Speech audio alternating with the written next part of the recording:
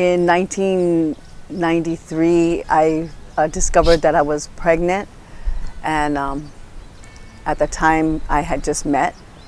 I was like dating this guy, and it just happened I just got pregnant. We really didn't know each other, and he kind of like disappeared on me, and I was looking for him and wanting to let him know, and he just disappeared, like ghosted me, and I didn't know what to do. And I had a best friend, his name was Beaver, his real name was James. I can't pronounce his last name, but everybody knows him in Uptown Whittier. And you know, he was a good friend. He still is my good best friend. And I had told him, you know, I didn't know who else to trust. And I told him that I was pregnant, and you know, that I was, you know, what I was thinking. And he was like, well, you have three choices. You could, you know, either adopt, you know, put up for adoption, you could, you know, get an abortion, or you could keep the baby.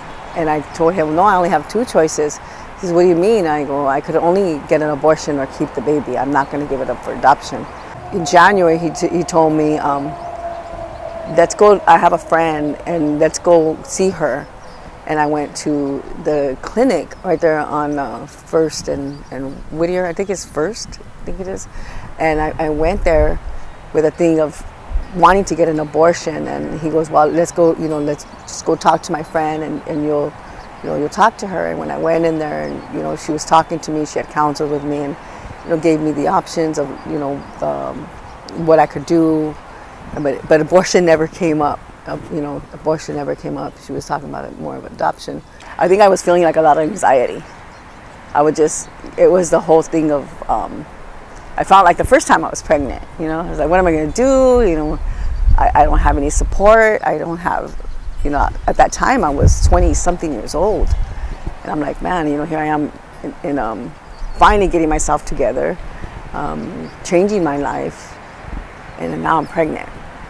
You know, I don't have a car. I have a job that's paying me just enough to get by now. And how am I going to get by with the baby?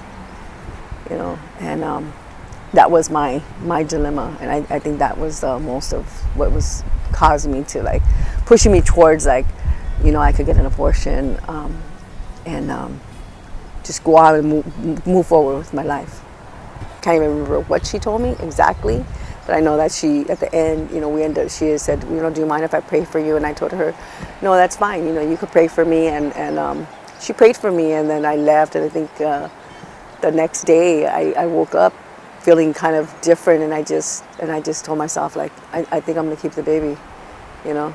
She graduated from Fullerton College, and she became an accountant. So she was going to do an internship. And she told me, oh, I got this place, Mom. I'm gonna, you know, I'm working at this clinic. I just came from my corporate office, so I'll meet up with you. And she goes, okay. So she gave me the address. My navigator took me somewhere in La Habra. Then I ended up having to go back. I was like, this is not the address. And she was like, I'm about ready to leave, Mom. I need to get my stuff. And I said, okay, I'm on my way. You know, I got detoured. And so when I pull up to the driveway, I'm looking at it. I was like, oh my God. I was like, this is the place that I came when I was pregnant to try to get my abortion. He came out actually and walked out and met me in the parking lot, because I didn't know which place it was, because it's in like a little plaza. So when we walked towards it, I was like, oh my God, you know. And I told her, like, this is where I came, and this is why you're here today, you know. And she was like, wow, you're serious, Mom? And then we shared it with, you know, we shared the story. And I was just like, wow, how beautiful Creator, when he reminds you, you know, when he reminds you of love and how precious life is, and getting that chance, you know, that's maybe a second chance, you know. So I was really, you know, thrown back in awe when that happened. It was just, I drove away, and we even took a picture, you know. I said, come on, let's take a picture right here. And we took a picture, you know. And I was like, man, you know, this is a memory for me, you know. It's a memory for me, is to think that if I had made a different decision, my life would be so different. She wouldn't be here, and she wouldn't be the beautiful person and the people that love her.